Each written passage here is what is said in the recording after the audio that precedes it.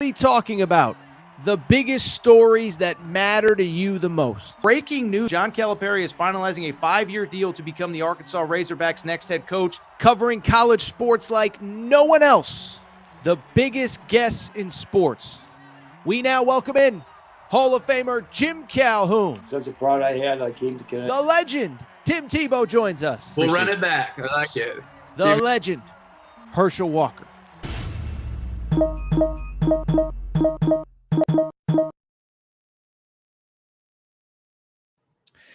Welcome in, everybody. Monday night edition, Aaron Torres Sports Podcast. I'm your host, Aaron Torres. Hope everybody's doing well. Hope everybody's having a great day. Hope everybody is ready for what should be actually a very busy and very fun Monday night show. It's funny, we were going to record on Sunday, felt like it was a little bit of a light weekend, and so we are waiting, but I am glad because there is a lot to dive into from over the last 24 or so hours. We're going to open the first USA Today Top 25 poll is out. Want to go ahead and react to that. Football is here. It feels so darn good. We're going to talk about who's overrated, who's underrated, all that good stuff. From there, we'll take a quick break. We'll come back, and I want to get into this Michigan story, okay? So we talked Michigan last week.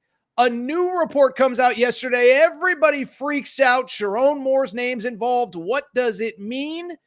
I thought there was something actually much more interesting in that report that needs to be discussed because I think it is clear that the NCAA and certain media outlets are out to get Michigan. I'm not being a conspiracy theorist. I'm not a Michigan fan, but I think when I break it all down, it will be very interesting to you. And then finally, just wrap with some odds and ends from the weekend. Tennessee football can't stop picking up 5 stars. Think that there's some interesting things from a basketball perspective to dive into, and maybe even a little bit of Torres on the Olympics. I've been watching a ton of the Olympics, and it has been awesome. Before we get started, a couple quick reminders. First of all, make sure that you are subscribed to the Aaron Torres Sports Podcast. You could check us out on Apple, Spotify, Amazon Music, Google Music, wherever you listen to podcasts. Make sure that you're subscribed. Also, make sure that you go ahead and subscribe to the YouTube channel. We're going live 3 or 4 times a week. Once we get to football, it is going to be full speed ahead almost basically every day. So make sure that you're subscribed to the Aaron Torres pod because boy, oh boy, oh boy, things are coming fast and furious for the fall, and we cannot wait. With that said, it's Monday. It's a new week. It's August. Football is in the air. And so with that said, let's get to the topic of the day. And the topic of the day, listen, let me say this, is that college football, it's starting to ramp up. You know, it was funny, just transparently, I will be on vacation next week. And producer Matt and I recorded some stuff yesterday on Sunday that we're going to run during the week that I'm gone.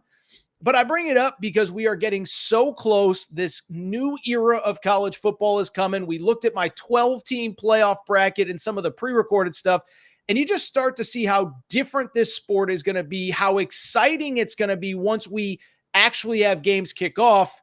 And we got one step closer to games kicking off here within the last 24 or so hours, and that is because on Monday, the first USA Today coaches poll dropped. Now, that's a little different than the AP poll. The coaches poll voted on by the coaches, which really means it's voted on by the SIDs.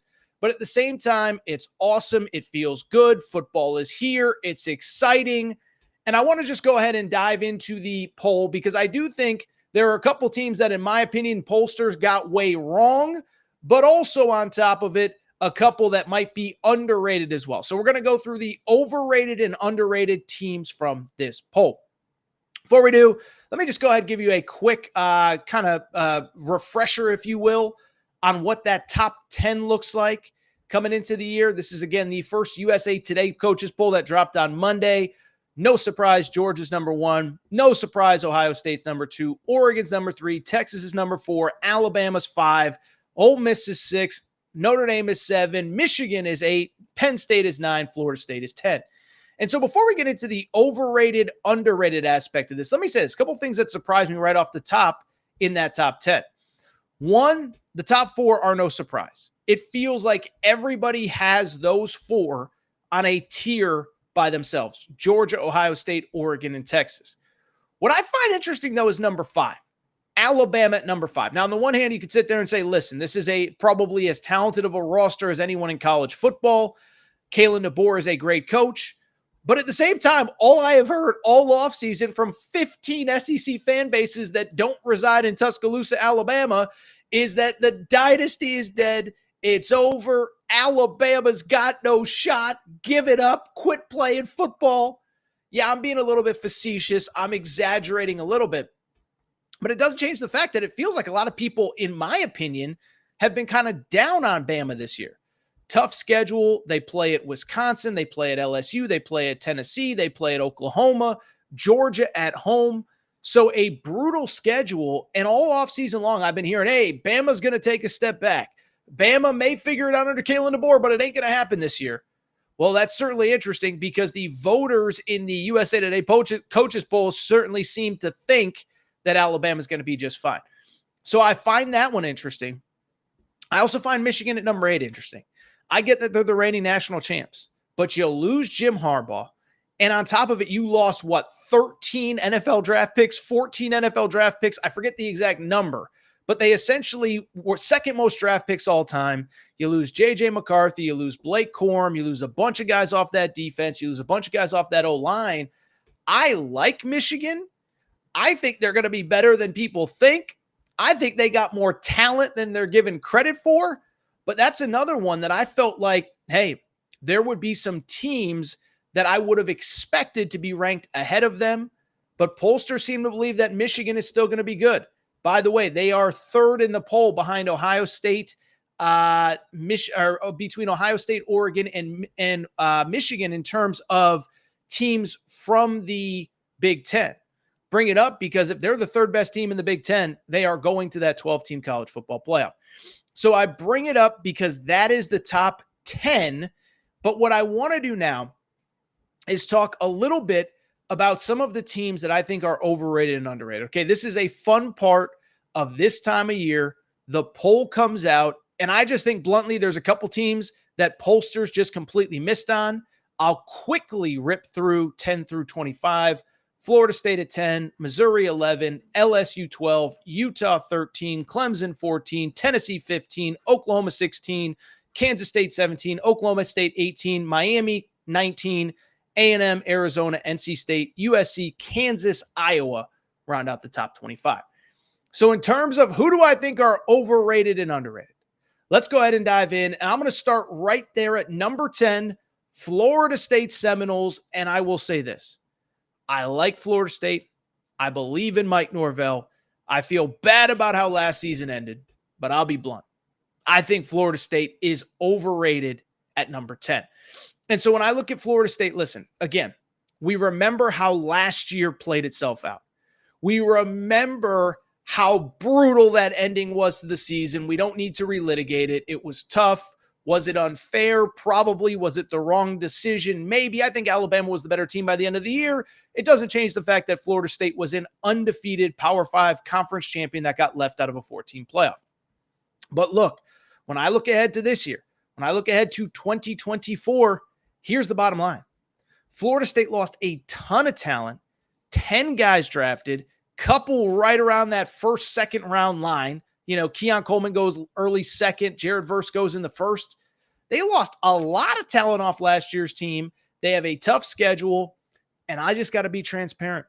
I don't love the new quarterback. I don't love DJU, who, of course, began his career at Clemson and then went to Oregon State, and is now at Florida State.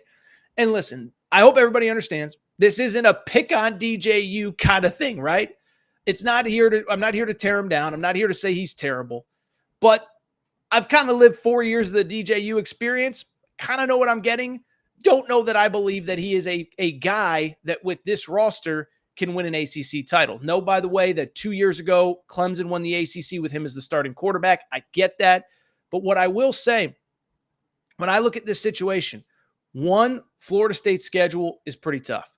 At Notre Dame late, Miami is good. They play obviously at Miami. Florida, I think, will be improved. I know that Florida is still struggling, and they're going to struggle, frankly, maybe even to get to 500. But at Notre Dame, at Miami are two really tough games. I don't think Memphis in the out-of-conference is easy. I'll be honest. I don't think Georgia Tech in week 0 is going to be an easy game. But what I also come back down to is what I said a minute ago. They lost a lot of talent. And what was interesting to me about looking at the guys that they lost to the draft, a lot of those guys were portal players that were only there for a year or two. Now, on the one hand, credit to Mike Norvell. Don't want to discredit what they've done.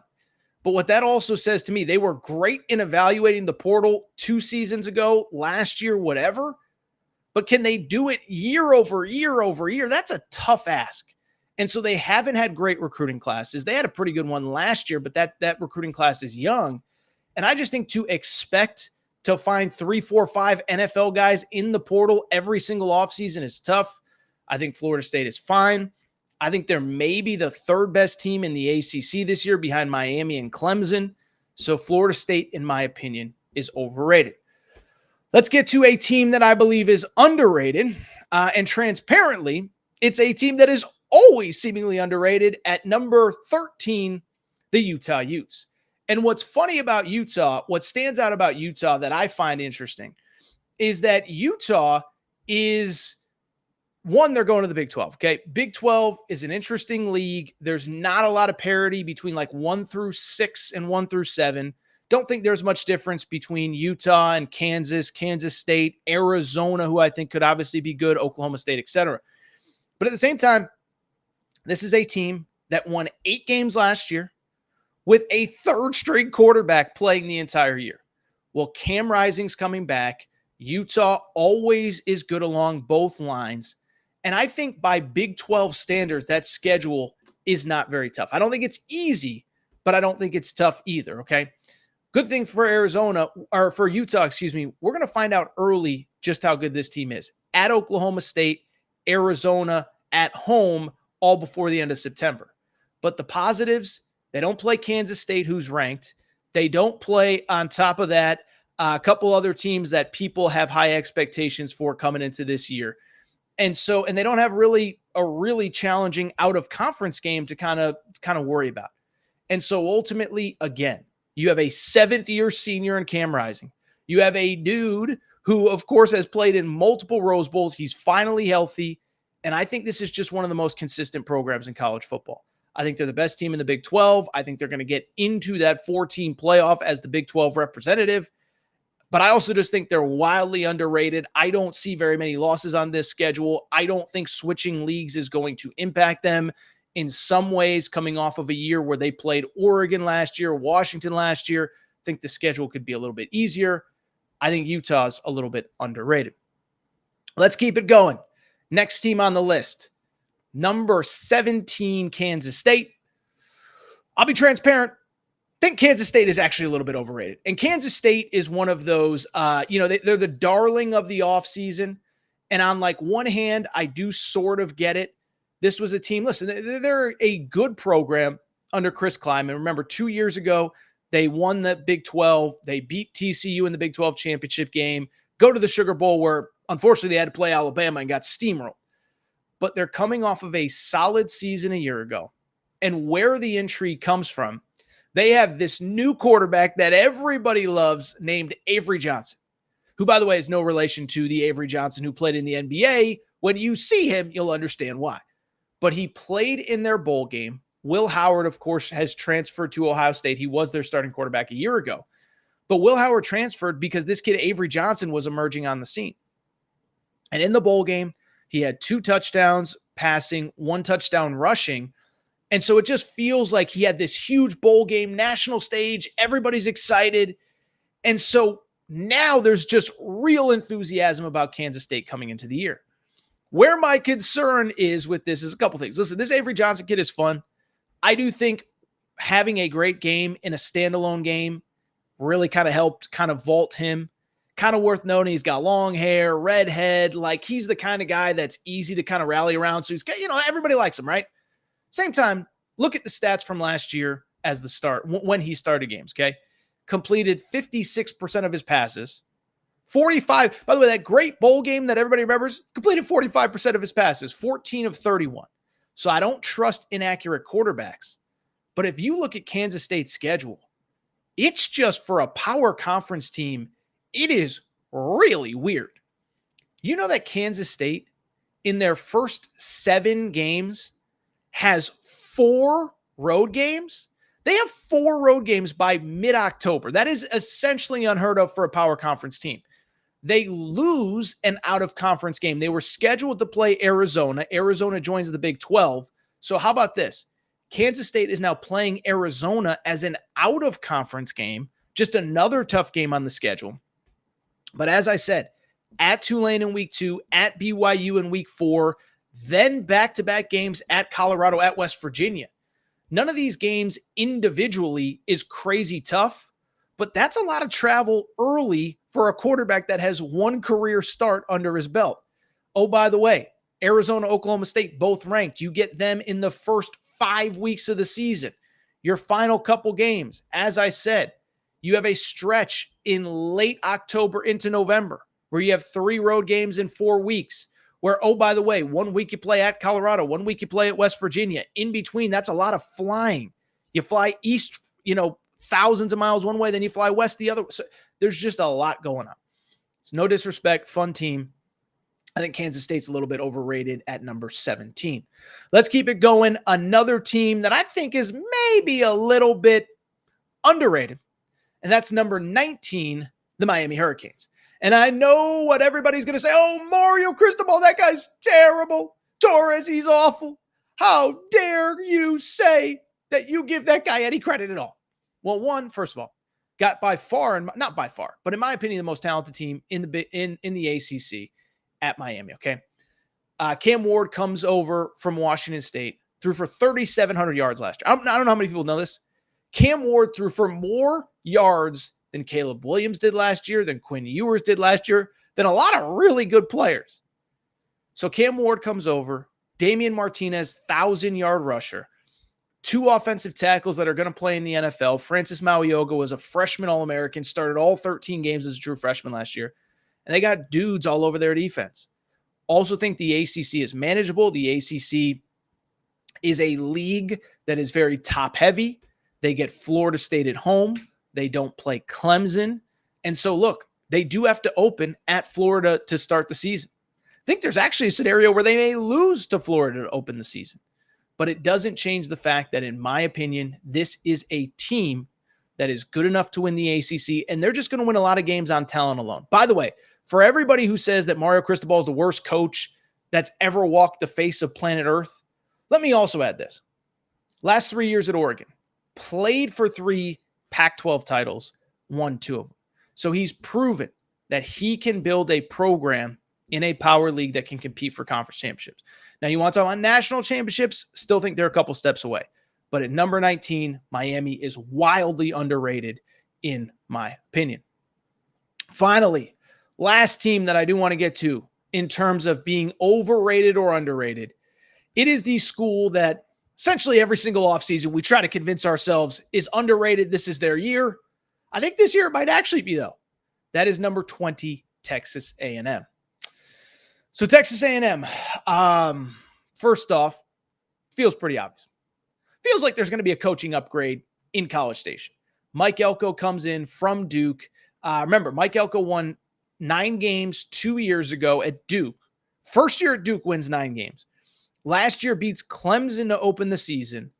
Then that Duke team gets banged up and it kind of falls apart.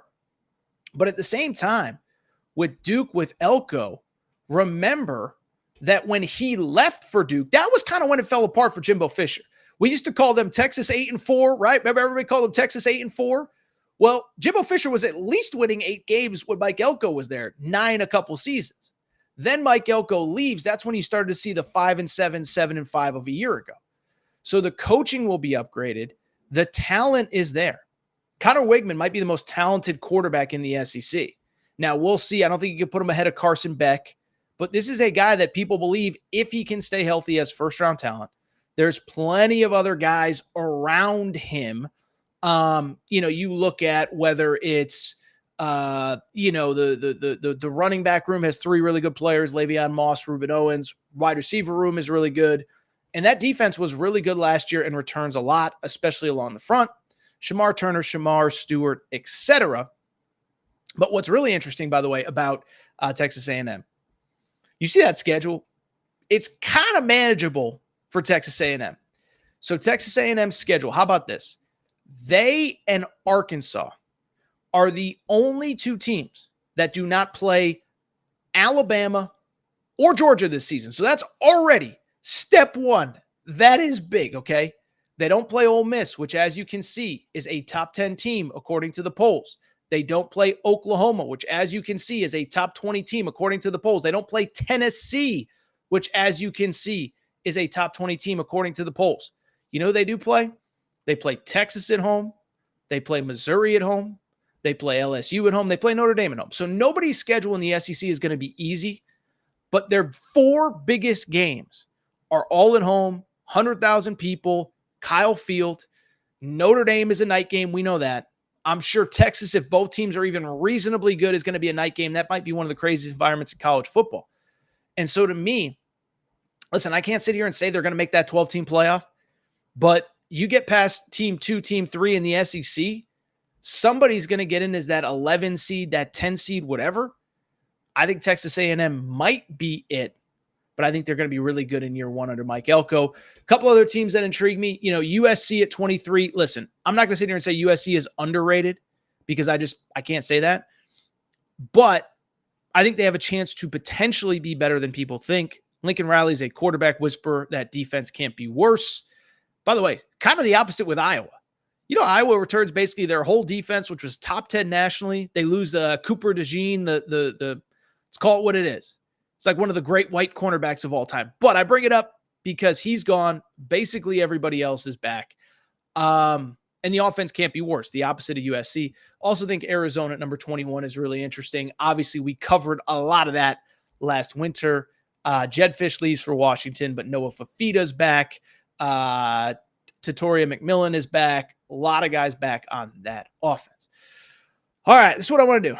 Do want to go ahead and take a quick break. That is that AP Top 25. So excited to see, or not the AP Top 25, excuse me, but the Top 25 from the USA Today. I see a lot of Arizona fans chiming in the comment section. We'll get to some comments at the end. What I want to do now, take a quick break. I want to come back. When we come back, new twist on the Michigan story. But I think there's a part of the story that a lot of people appear to be missing. We're going to take a quick break. I'll explain. We'll be right back.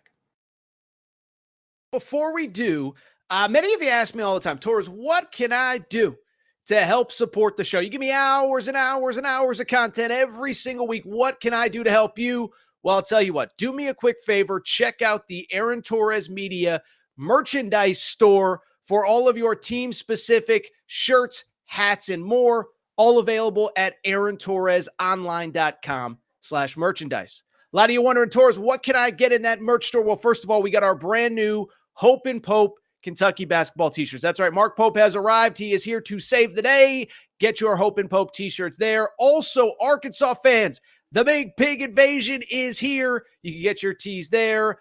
Basketball School Alabama shirts. Mora Hurley 2024 UConn shirts for your tailgates at Rentschler Field, your games at the XL Center or Gamble. And oh, by the way, your Mike effing Woodson gear for Indiana. If you love football, we got you covered too. We got more Dion shirts and hats than we even know what to do with. The freeze warning has hit the plains. Auburn fans, grab your freeze warning tees now. And of course, our new era, new rules shirt applies to Nebraska football and its incredible fan base. We have more coming for the fall, plenty in stock right now. So make sure to check out the Aaron Torres Media merch store at aarontorresonline.com/merchandise. And you can always hit me up with any questions. Aaron Torres Podcast Questions @gmail.com.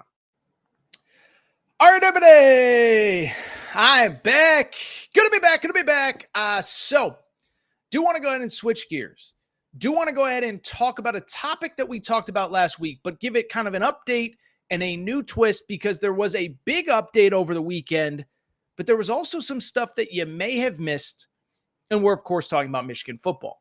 So if you listen to, I guess it was probably last Wednesday or so's Aaron Torres pod, there was a report from the Michigan On3 website that a notice of allegations was coming from the NCAA in regards to the situation with Michigan football and Connor Stalions. Connor Stalions, of course, was allegedly, reportedly traveling or sending friends to other stadiums to record the sidelines. That was against the rules. You couldn't have staff off campus going to other games and scouting teams in person. And so we saw last week that the NCAA was set to give out their notice of allegations, which is essentially the document that basically says, hey, we've investigated you. This is what we find you guilty of. You have 90 days to respond. So I bring it up because that was the report, at least until Sunday, when we got a big new twist and ESPN dropped what many seem to think was a bombshell report as kind of a follow-up to the Michigan story. Among the things in that ESPN report was that Sharon Moore had direct conversation with Connor Stalions, that he deleted 52 text messages from Connor Stalions. Now, it's worth noting that Sharon Moore later acknowledged that he deleted them and presented the text, to the NCAA. And in that report, ESPN kind of insinuated that there could be a show cause coming for Sharon Moore, that he could miss games. Who knows? That he could potentially, obviously, if a show cause means you get fired, right? So could Sharon Moore be the fall guy? Is Michigan going to miss multiple years of postseason football? So it felt like a bombshell.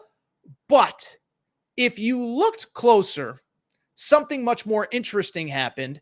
And if you look closer and if you listen today, I think people are kind of missing some things on this story. Okay. So first of all, let me just couple like straight fact things. One, first of all, let's put aside any idea of Sharon Moore missing any time this year. Okay. Because I saw all sorts of stuff on social media. Well, Sharon Moore, Jim Harbaugh was suspended last year. Is Sharon Moore going to get suspended this year? It's like, that's not how this process works. Okay. The NCAA, when they deliver the notice of allegations, which as I'm recording, they have not even delivered it to Michigan yet. Now they may, but they have not yet.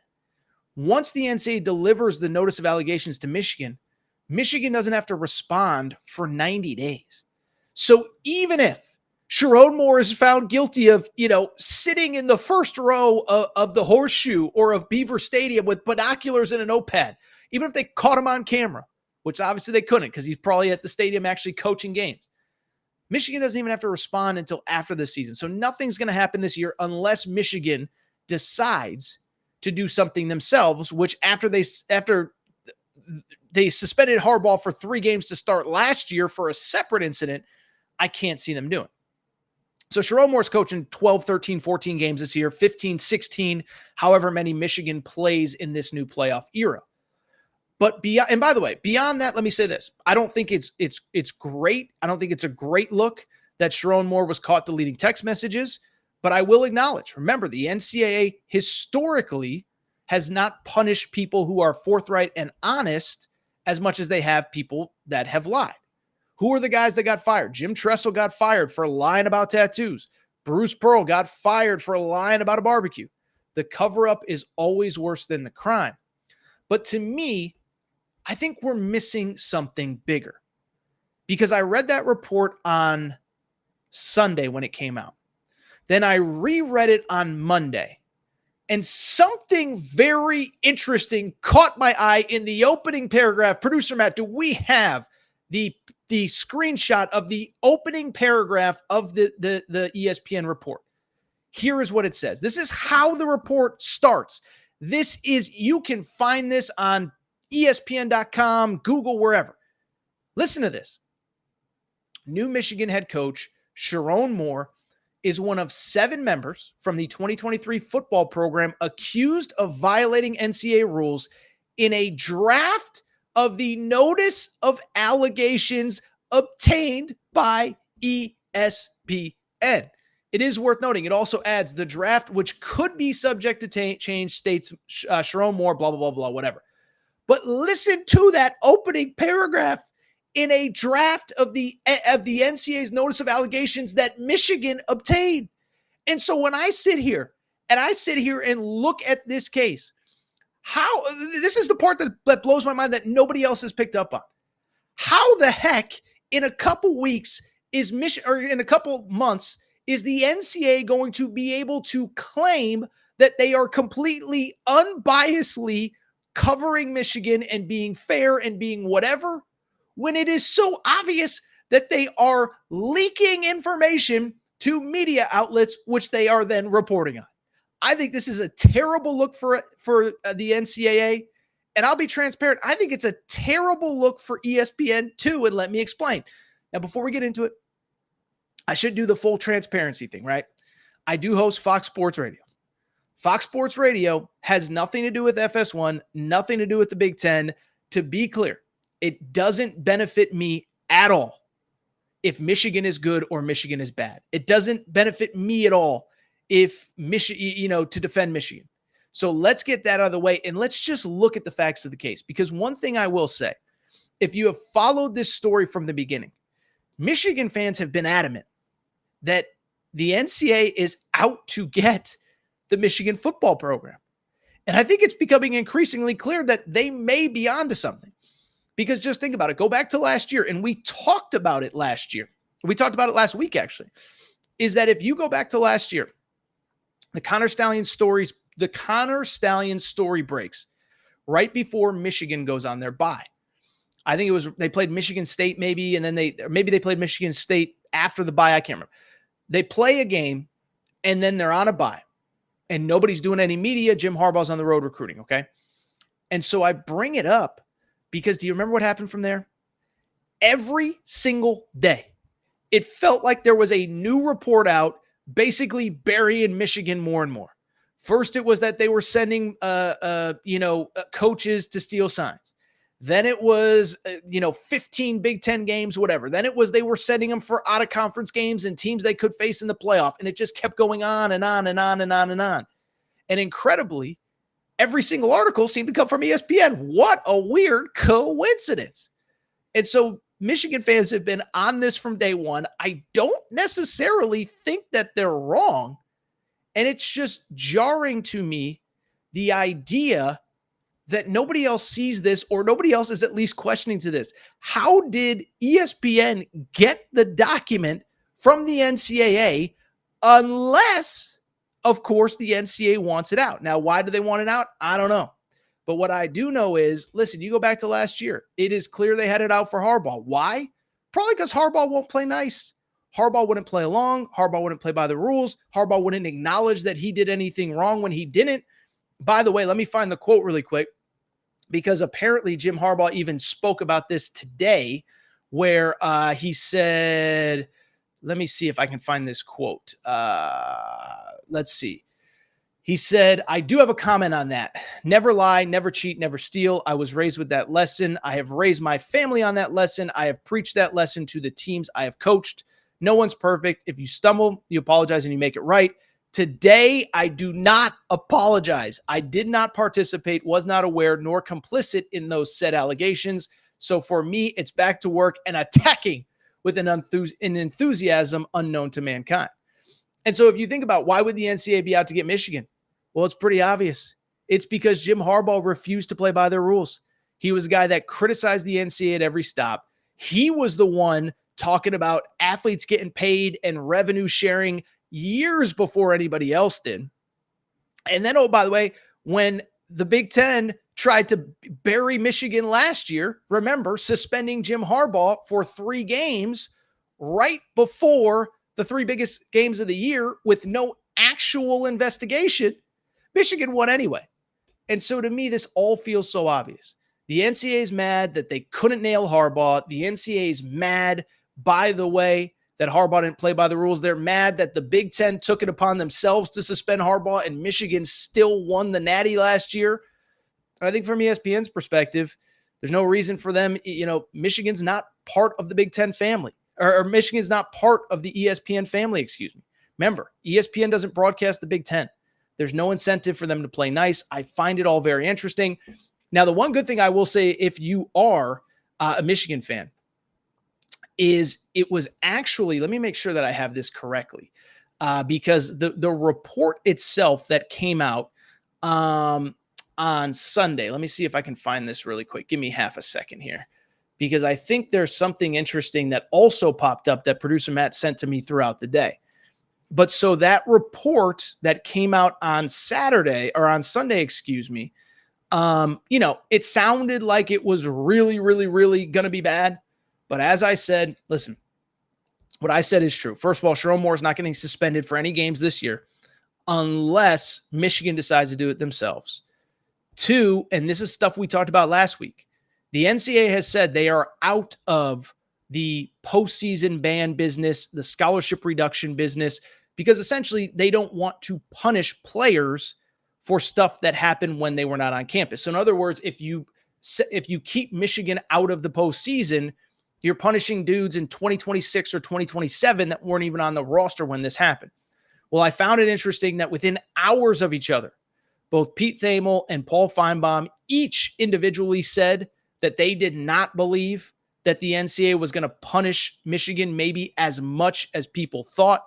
Here is what Pete Thamel said earlier in the day. He said, I would think Sharon Moore faces a short suspension.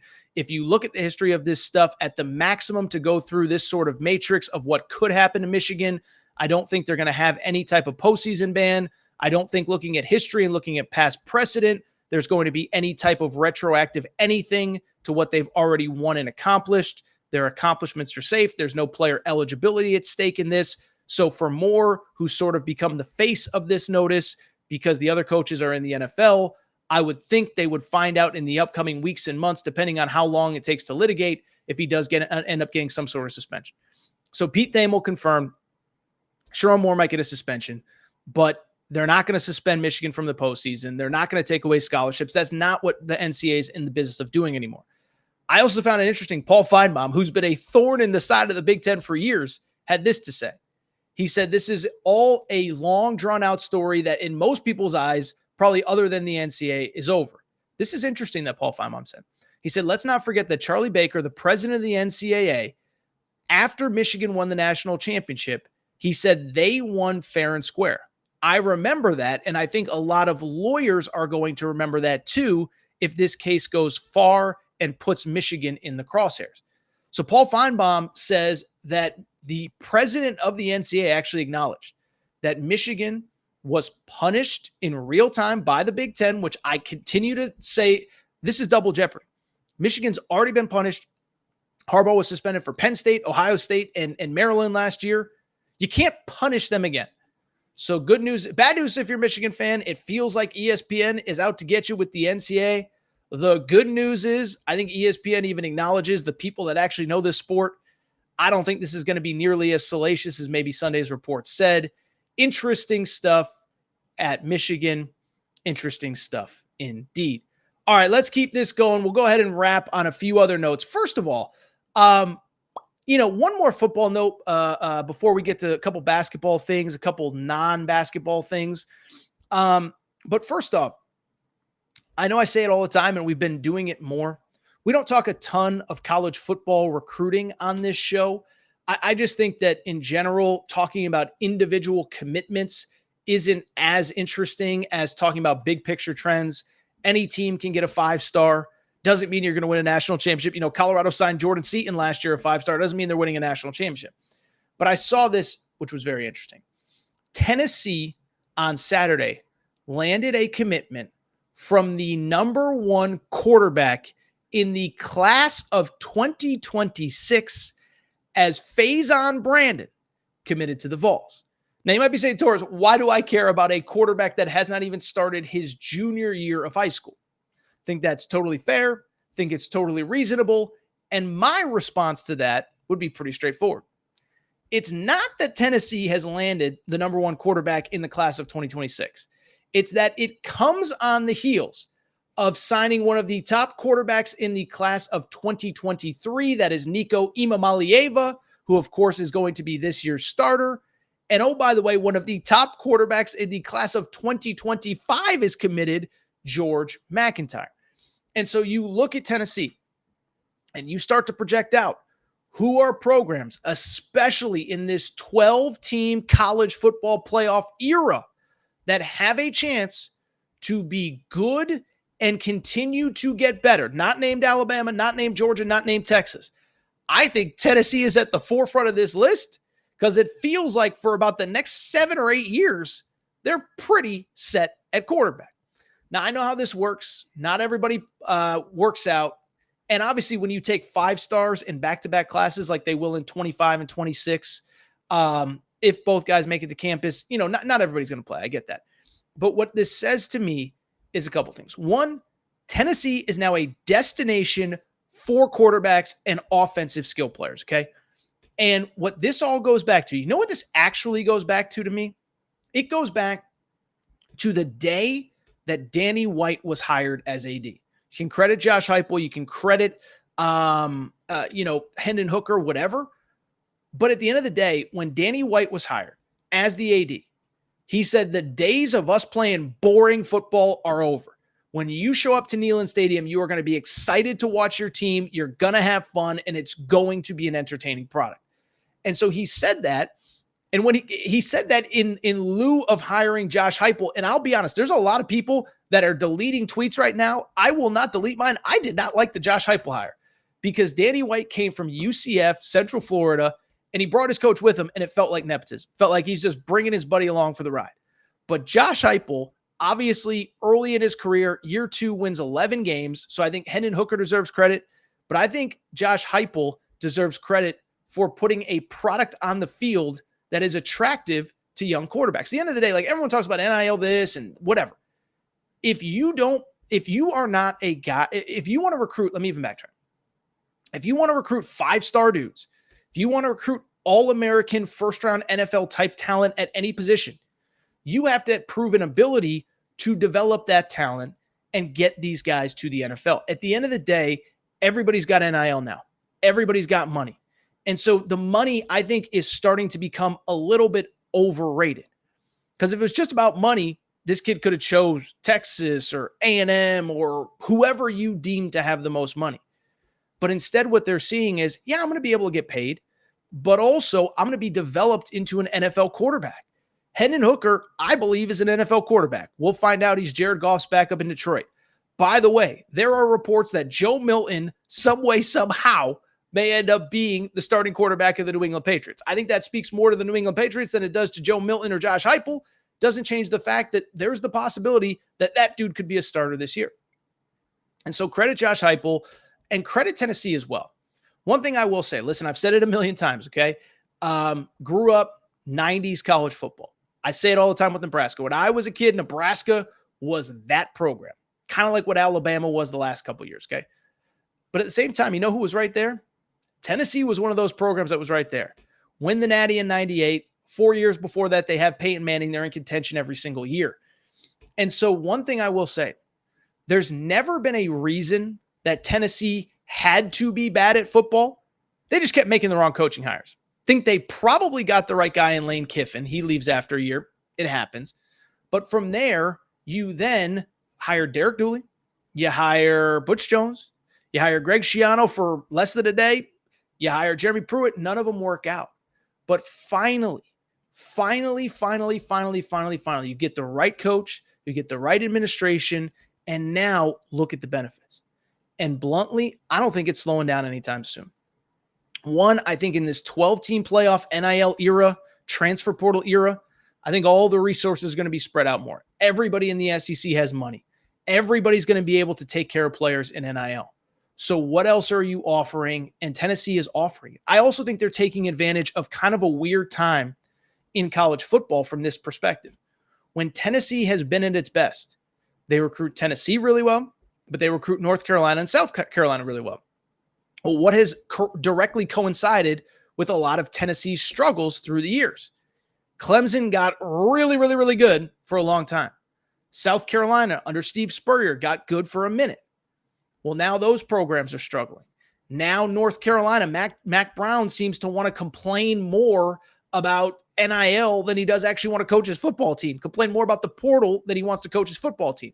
So I just bring it up because I think this thing is about to take off with Tennessee. I think they're awesome. I think they're going to continue to be awesome.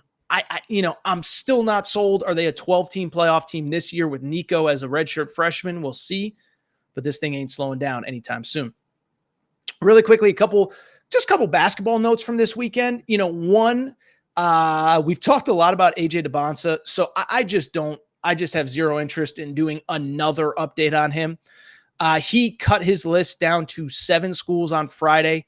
And if you missed that, I did a video update on Friday. Appreciate everybody who joined us for that one. But the 7 schools, if I can remember off the top of my head, Kansas, Kansas State, Alabama, Auburn, BYU, Baylor, and I'm missing one. Let me see if I can pull it up really quick here. I'm missing one. Let's see here. AJ DeBansa, 7 schools. Who am I missing? I know it's going to be super obvious when I see it. All right. 7 schools. Where is it? Bad radio. All right. 7 schools. Alabama, Auburn, Baylor, BYU, Kansas, Kansas State, North Carolina. Forgot the blue blood. Forgot UNC. So we did an update. You can go to YouTube if you missed any of it. I think, first of all, what I would say really quickly, and I'm not going to just redo the whole segment, so I'll be quick on this. I think, first off, what's interesting about that is not the schools that are on the list, but the schools that aren't on the list. No Duke, no Kentucky, no Arkansas, no UConn. Interesting for different reasons. UConn, a pseudo-local school. AJ DeBonsa is from Massachusetts originally, although he's playing his high school ball in Utah. No Kentucky, no Duke. Those are the blue blood factories that have produced more NBA players than anybody. And I know it's a new era under Mark Pope, but they're still recruiting the best of the best in high school. Arkansas has seemingly unlimited NIL money, but I think what this does say to me is that AJ DeBonsa is so good that he can kind of just say it's going to lead with NIL and then we'll figure it from there. And that's not necessarily what I'm saying is exactly what's happening. But what I do think is interesting is it is clear that even in Arkansas, even in Kentucky, even these schools that seemingly have basically unlimited money, they're all kind of like, you know what?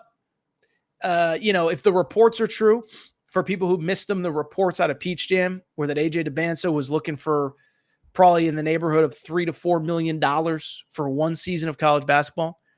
And I think Arkansas and Kentucky and Duke and whoever basically like, hey, we can use that money more wisely. We can get 2 or 3 really good players for that money rather than just one. So we'll see what happens. We talked about it. Again, if you missed the segment, I encourage you to go back and listen. Listen, I think BYU's in really good shape. They're in the state of Utah. They have NIL. I don't think NIL is the only factor. We were just talking about it with football. Kevin Young, a great talent developer. He did it in the NBA. Now he's in college. So I think BYU's in good shape. Kansas money's never going to be an issue. Baylor, interestingly enough, was the first school to offer him a scholarship. And so because of it, I think they're going to be in really good shape. But I just bring it up because he cut his list to 7 on Friday. If we had a show since then, we probably would have talked about it, but you can go back and check out the clip. One other basketball note, by the way, thought this was pretty cool. UConn actually had an open scrimmage on Saturday. Now it was NIL related. You could sign up, whatever, $20, $50 and get autographs and all that. But what I thought was pretty cool, UConn had like 3,500, 4,000 people show up for that thing. I had a couple buddies who went. They said it was packed. I mean, Dan Hurley basically acknowledged. He said, my wife doesn't think anybody's showing up. My wife thinks I'm an idiot for having this thing on a Saturday in the middle of the summer when everybody in Connecticut wants to go to the beach. They want to go down to the Long Island Sound. They want to go down to whatever. So UConn with 3,500 people for an open scrimmage on Saturday, thought that was pretty cool. Let me just wrap by saying this. And by the way, if there's any questions, producer Matt, go ahead and pop them up. Looks like people are mad I didn't talk enough about Arizona. Let me say this. I see somebody talking about the Olympics. I know there's certainly been some controversy with the boxing, and that's what it seems like people want me to talk about. I'll be blunt. I really have honestly enjoyed the Olympics. Now, the boxing stuff is a little bit different, but at the same time, I think the Olympics has been awesome. Like, I go back and I look at everything that has happened over the last couple weeks. We're on an Olympic show. I'm not going to break down gymnastics routines. It's just been a great watch, right? I mean, every single night there's something going on. It's a watchable thing with your family. You know, my wife has gotten into the gymnastics. We're watching gymnastics every night. I thought the men's gymnastics was good. I think some of the stories are cool about some of the smaller countries. St. Lucia getting its first Olympic gold in, they get it in sprinting, but it's their first ever Olympic gold. My wife is from Guatemala originally. She was born in Guatemala, came to the country when she was a baby. They won their first Olympic gold medal. The Noah Lyles story on Sunday was crazy. Wins the sprint. The broadcaster basically says Jamaica has won the gold, and then he had to go back and basically apologize because he completely whiffed on it. So I just bring it up because of the fact that, listen, these Olympics have been really fun. I think the basketball has been watchable. I know a lot of you don't like NBA, don't like the attitude of these NBA players, if you will. But listen, man, for a summertime where there's not much going on, I think that these Olympics have largely delivered. I think it's been fun. Gymnastics has been awesome. And gymnastics has been awesome. And, the sprinting has been awesome. I think the sprinting is only going to get better. And here's the good news. When the Olympics end this weekend, we got 2 weekends left, and then we got college football. All right, I think that's probably it for this episode of the Aaron Torres Sports Podcast. Know that, again, a couple of you were asking me about Arizona football. I like Arizona football. I think Noah Fifita and T-Mac are maybe the best QB quarterback duo in college football. T-Mac's been a little bit unhealthy this fall, so they got to get him healthy. Also got to figure out some guys on defense, especially in the front. But I think Arizona can win the Big 12. So anyway, got plenty of time to talk college football. If you're not subscribed to the show, please make sure to do so. Apple, Spotify, Amazon Music, Google Music, wherever you listen to podcasts, make sure to subscribe. Also, make sure to rate and review the show. Go ahead, give us a quick 5 stars. Let us know what you like, what you don't like, all that good stuff. Make sure you're following on social media at Aaron_Torres on Twitter, at Aaron Torres Pod on Instagram, at Aaron Torres Pod on TikTok. TikTok's blowing up. Shout out to the Georgia Bulldogs. I put up one of my videos from this show, and it's gotten a lot of views on TikTok. So appreciate everybody's support. And I will be back Wednesday with a new show, Tuesday night, Wednesday. Shout out to Torrent Craig. Shout out to Rachel, who hates my voice. Shout out to JJ Red.